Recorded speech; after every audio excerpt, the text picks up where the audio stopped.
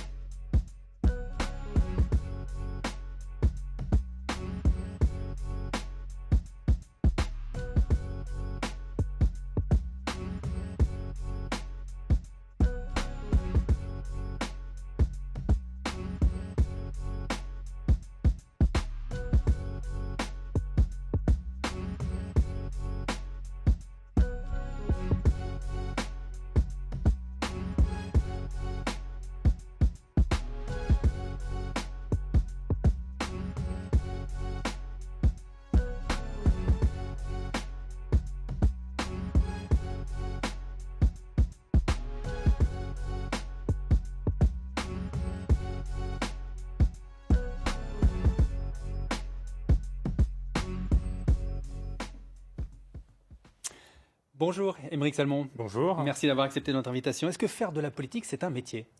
Non, c'est une passion. Quand on touche le virus, comme vous l'avez dit, j'ai été piqué par le virus, mais bien avant, dès que j'étais jeune déjà, j'avais ce virus, je m'informais tout le temps, je m'intéressais à la chose politique. Tout petit, je me rappelle, un de mes premiers souvenirs, c'est d'avoir emmené mon père à une réunion politique quand j'avais 10 ans.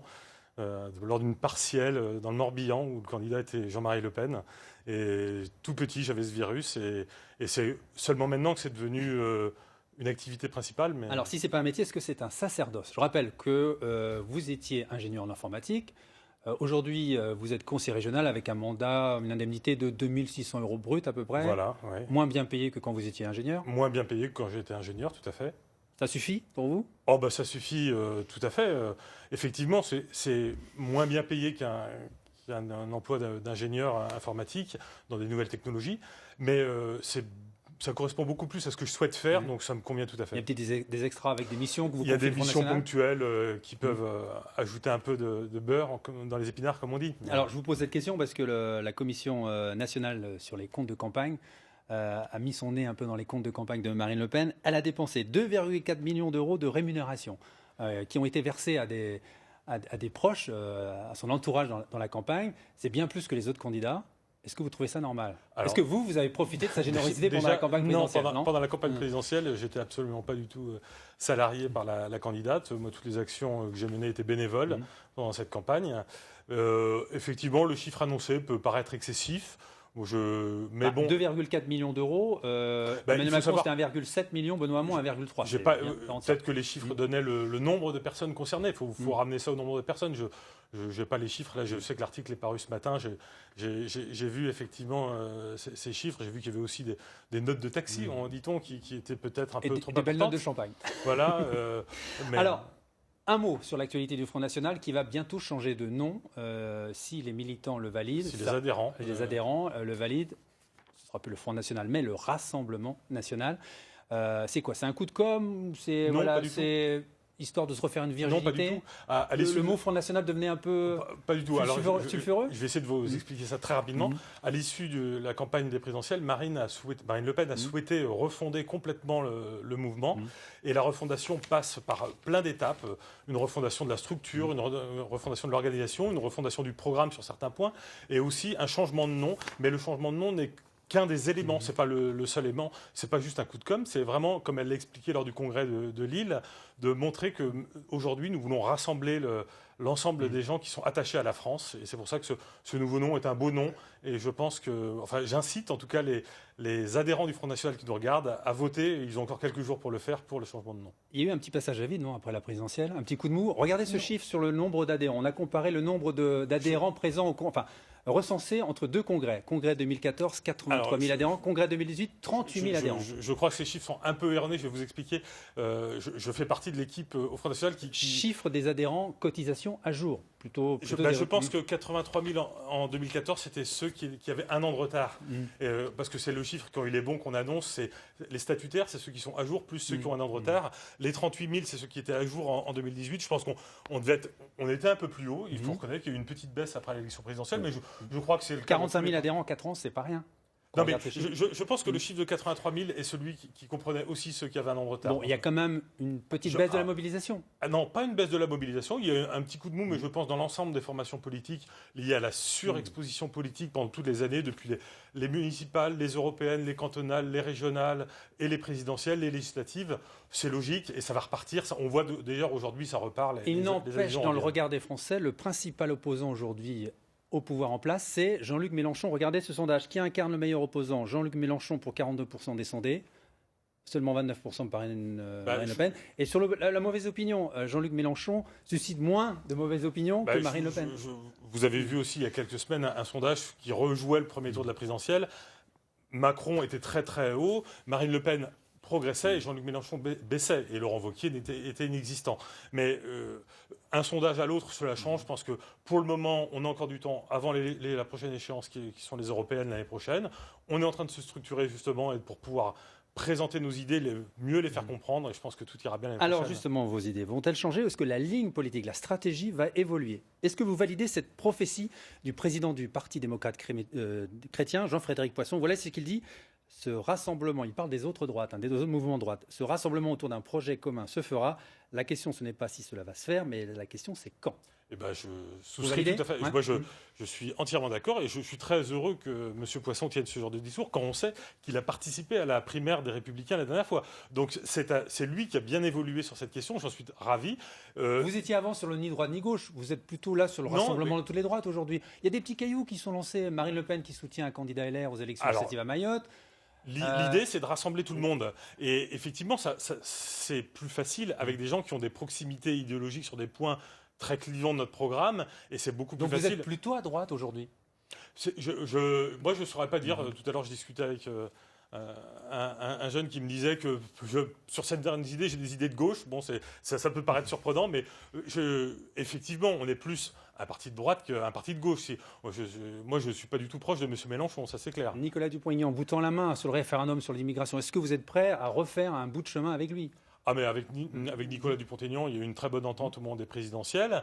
Refaire un bout de chemin avec lui, pourquoi pas. L'idée du référendum, s'il a besoin d'aide pour mettre en place ce référendum, je pense que, par exemple, il y a besoin de députés pour signer. Je pense que les élus, les députés du Front National signeront. Enfin, j'imagine, je suis pas, j'en ai pas discuté avec eux, mais ça me paraît évident qu'ils signeront. Et s'il y a besoin de mobilisation pour trouver des signataires, des citoyens signataires, je pense que il peut y avoir un accord. Il n'empêche, c'est la validation du courant défendu par Marion Maréchal, la nièce de Marine Le Pen, qui voulait un rassemblement de toutes les droites.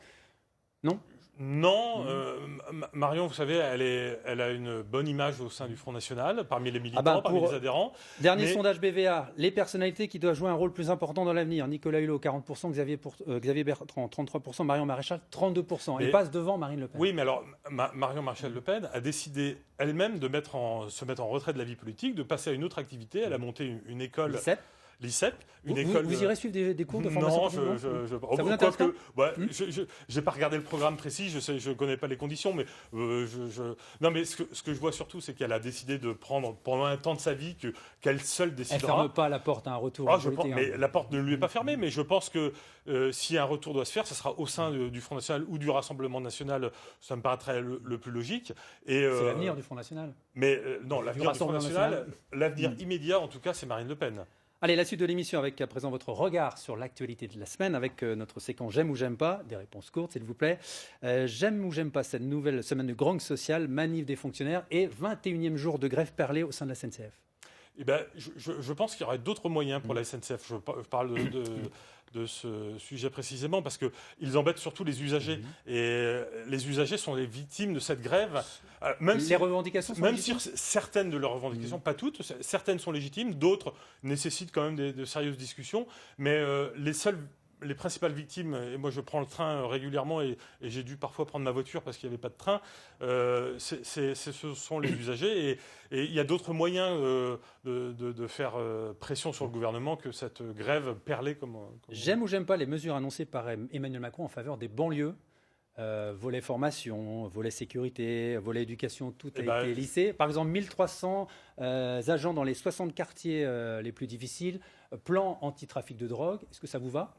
Les annonces, les titres sont beaux. Effectivement, qui peut être contre ce que vous venez de dire ? Mais quand on creuse le fond, c'est un peu vide et c'est au final toujours la même chose. C'est de l'argent en plus pour les banlieues. Moi, j'aime pas vraiment le. Mais vous êtes d'accord avec son constat qu'il y a aujourd'hui une discrimination envers ceux qui habitent dans les quartiers difficiles et il y a une assignation à résidence. Non, je ne suis pas d'accord avec ce constat. Il n'y a pas de discrimination à l'embauche, par exemple, aujourd'hui. Il veut faire des testings au niveau des grandes entreprises pour voir s'il n'y a pas de discrimination. Non, moi, je pense pas. Moi, je viens d'un milieu, justement, vous l'avez dit, d'ingénieur informatique, où il y avait des gens de toute origine sociale et de toutes conditions. Et je n'ai jamais vu de discrimination à l'embauche envers certaines populations. J'aime ou j'aime pas la fermeture de la maternité de Guingamp annoncée pour le 1er février 2019. C'est encore une casse des services publics. Donc, bien évidemment, il faut analyser les coûts précis et trouver les meilleures solutions. Mais je pense que la fermeture d'une maternité, c'est jamais un bon signe. Au regard de l'ARS, il n'y a pas assez de recrutement ou d'embauche pérenne pour assurer les services de pédiatrie.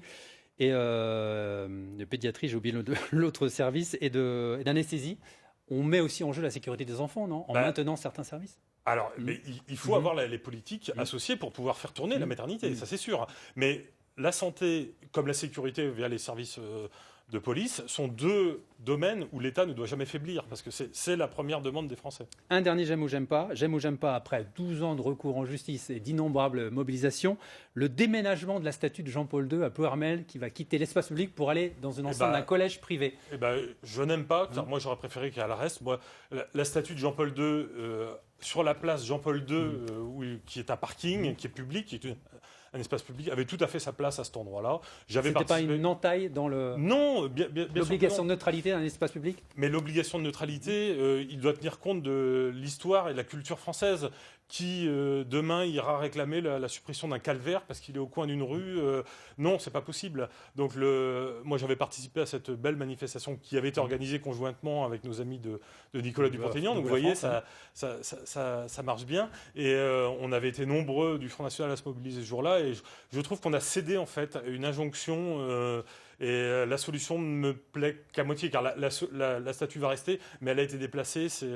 C'est une demi-mesure. Allez, on va entamer la deuxième partie de notre émission. Place au débat de Dimanche en politique.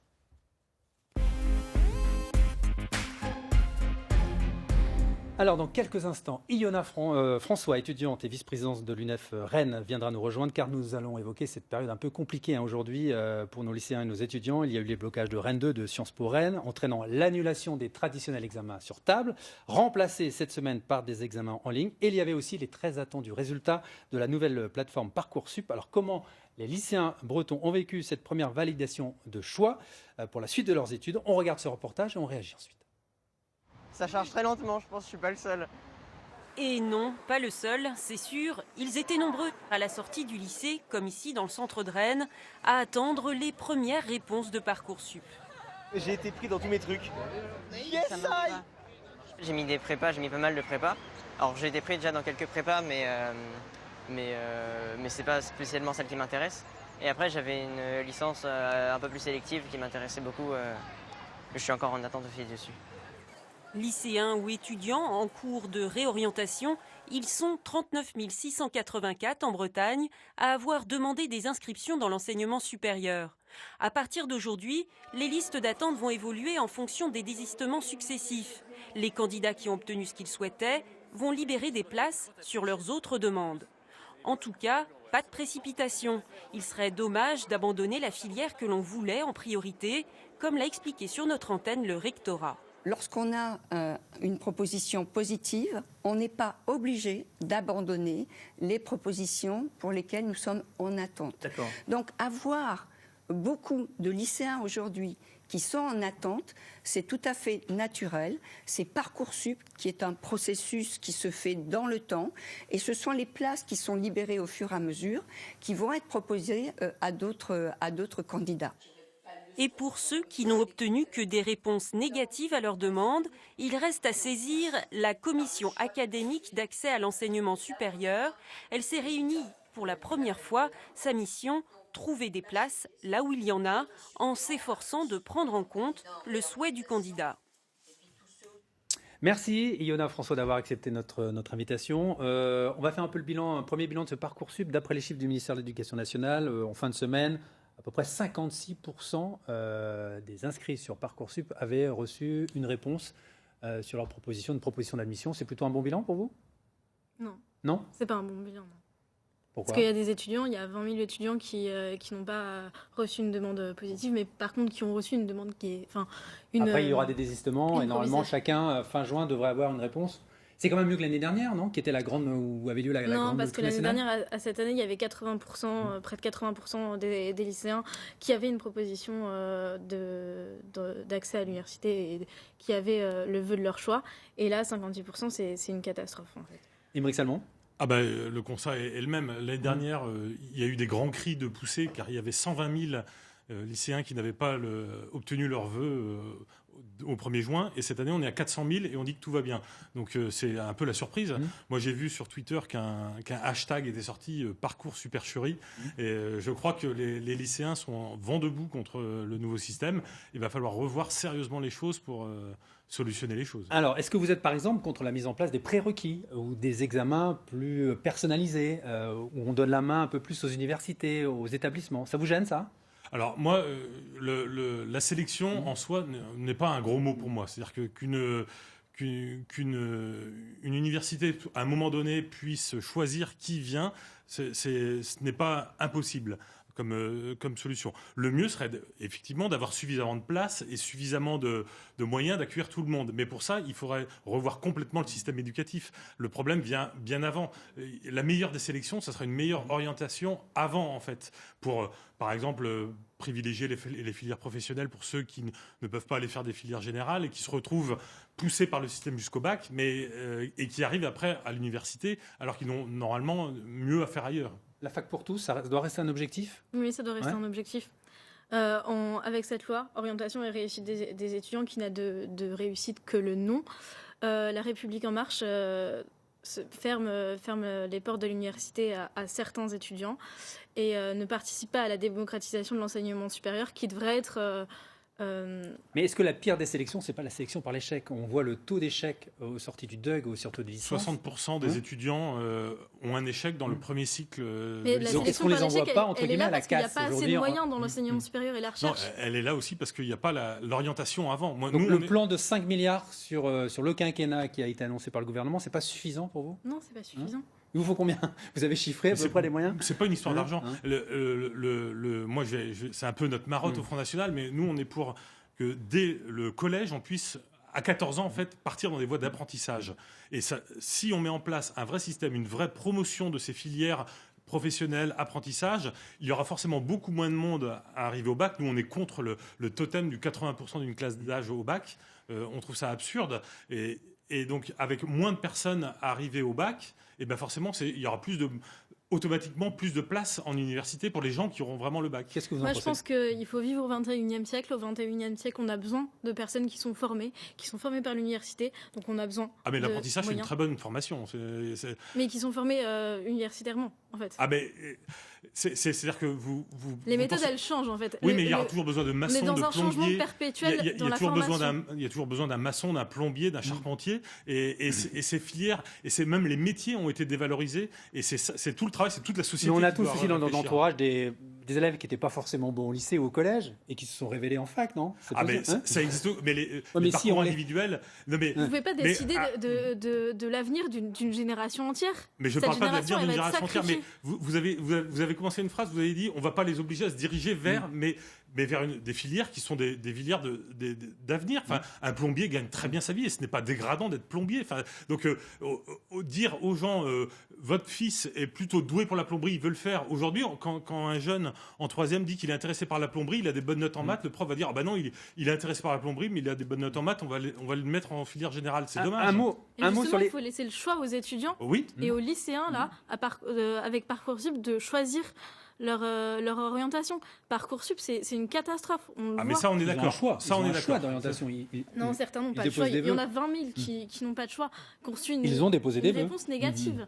Et qui ont déposé des... Un mot sur les incidents, justement, de cette mise en place de Parcoursup. C'est, depuis 3 mois, le blocage de Rennes 2, le blocage de Sciences Po Rennes. Aujourd'hui, il y a eu des examens en ligne. Enfin, cette semaine, il y a eu des examens en ligne proposés aux étudiants. Est-ce que, à la fin de l'année universitaire, on aura des diplômes en chocolat à Rennes 2, entre guillemets? Est-ce que ces diplômes auront une vraie crédibilité? Mais il n'y aura pas de diplôme en chocolat. On a eu des cours ce semestre-là. Les examens qui sont en train de se passer vont sanctionner les cours qu'on a eus. On a eu des cours. Donc en fait, on les a, les connaissances requises pour passer nos diplômes. Ça ne sera pas des diplômes en chocolat. Mais la fiabilité de ces examens, qui interdit aujourd'hui un élève qui passe un examen en ligne derrière dans les arbres de se faire aider par des collègues, d'ouvrir des livres, s'ils sont par exemple interdits sur des examens sur table, qu'est-ce qui empêche tout ça aujourd'hui? Et je pense que c'est pas une question d'avoir des livres, c'est une question d'avoir la méthodologie pour savoir faire une dissertation, faire un commentaire. C'est ça que ça sanctionne un diplôme. C'est pas une question de connaissance. Et on fait les examens en ligne, on fait en fonction des conditions qui sont possibles. Moi, je reviens surtout sur le blocage qui a eu lieu à Rennes 2 est assez inadmissible. Déjà, les dégradations, on a pu voir tous les images. Qu'est-ce qu'il fallait alors mettre des policiers pour faire en sorte que les examens sur table puissent avoir lieu? Aujourd'hui, c'est le président de l'université qui a le pouvoir d'avoir le recours à la police. Mais la situation a été pourrie pendant des mois et des mois par certains militants d'extrême gauche qui ont fait des détériorations énormes dans la fac. On a vu des messages, des menaces de mort contre la police, notamment. On a tous vu les images sur Twitter et sur les chaînes de télé régionales, sur la vôtre, quand les policiers ont enfin évacué la fac. Et après, ça a recommencé avec l'empêchement des examens. C'est une situation inadmissible. Effectivement, comme vous l'avez dit, l'examen doit être un peu... un sanctuaire où on doit passer sur table, tous dans les mêmes conditions, pour pouvoir avoir une égalité de traitement devant la note. Yona, est-ce que les AG aujourd'hui sont vraiment des lieux de démocratie? Et justement, je vais pouvoir vous répondre, parce que moi je suis étudiante à Rennes 2, du coup j'ai participé aux assemblées générales. Étudiante en histoire. Oui, c'est ça, étudiante en histoire. Les AG sont vraiment des lieux de démocratie aujourd'hui? Oui, c'est des lieux de démocratie. Non, pas tout à fait. Moi je vais vous dire que... Attends, laissez répondre Yona. Merci. Oui, c'est des lieux de démocratie parce que tout le monde peut prendre la parole, parce que des étudiants... Tout le monde, même des gens pas étudiants. Oui, mais en l'occurrence, le pourcentage de gens pas étudiants est très faible. Et c'est des étudiants qui prennent la parole. Le président du syndicat Uni s'est fait agresser par une personne lors d'une AG. La personne vient de passer en tribunal et c'était même pas un étudiant. Il avait 32 ans. Il était même pas breton, je crois. Il était là dans les AG de... Il nous reste 1 minute avant la fin de ce débat. Je voudrais qu'on termine sur cette photo. La photo qui a suscité de nombreuses polémiques sur les réseaux sociaux. La photo de votre consoeur, Yona. C'est Mariam Pouchdou, qui est la présidente de l'UNEF à Paris 4, qui porte le voile.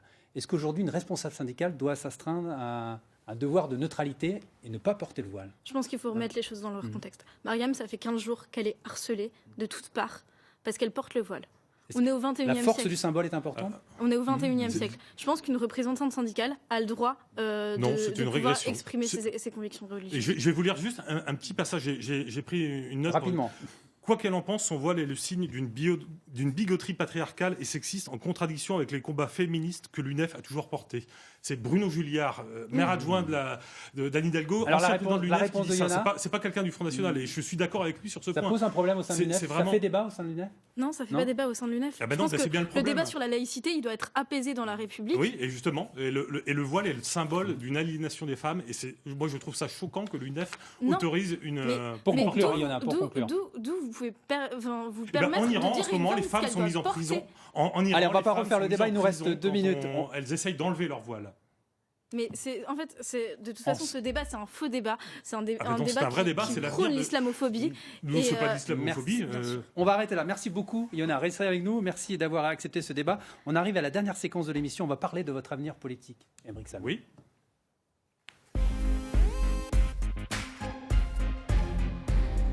Et votre avenir politique, ce sont les prochaines échéances municipales. En 2020, vous vous attaquez à la mairie de Rennes. On va voir le dessin que vous a préparé Loïc Schwartz. Il vous propose un stage. Vous avez le choix entre deux villes, Béziers ou Hénin-Beaumont. Quel style de maire vous souhaitez être plus, si jamais vous êtes élu à la mairie de Rennes, plutôt Steve Briouat ou plutôt Robert Ménard? Un mix des deux. Moi, je penserais à un voisin de Robert Ménard. Je penserais plus à Julien Sanchez à Beaucaire, qui fait une très belle réussite dans sa ville. Mais toutes les villes Front National, et y compris Robert Ménard, qui n'est pas Front National, mais qui s'est fait élire grâce à une liste où de nombreux conseillers municipaux sont Front National, c'est une réussite. Et le travail qu'on va avoir à faire, c'est justement expliquer aux Français, regardez la réussite des villes Front National. Il y avait effectivement une mauvaise image en 95. Ce coup-ci, l'image sera très bonne. Et je sais bien que votre devise, là, on l'a vu dans le portrait chinois, c'est combattu, souvent battu, parfois, mais abattu jamais. N'empêche, Rennes aujourd'hui est la ville la moins FN de France. Aux dernières législatives, dans la circonscription de Rennes-Sud, vous n'avez pas atteint les 6%. 6,05. 6,05. Il y a du boulot, là. Il y a du boulot. Alors, je mettrai les législatives un peu à part, parce que nos électeurs nous ont sanctionnés, ne sont pas venus voter, en fait. C'est pas qu'ils ont voté pour d'autres, c'est qu'ils sont pas venus voter. C'est pour ça qu'on a fait un score aussi bas. Il y a de l'espoir. Au départemental et au régional, on avait dépassé la barre des 10% sur la ville de Rennes. Donc, il y a possibilité de faire plus de 10%.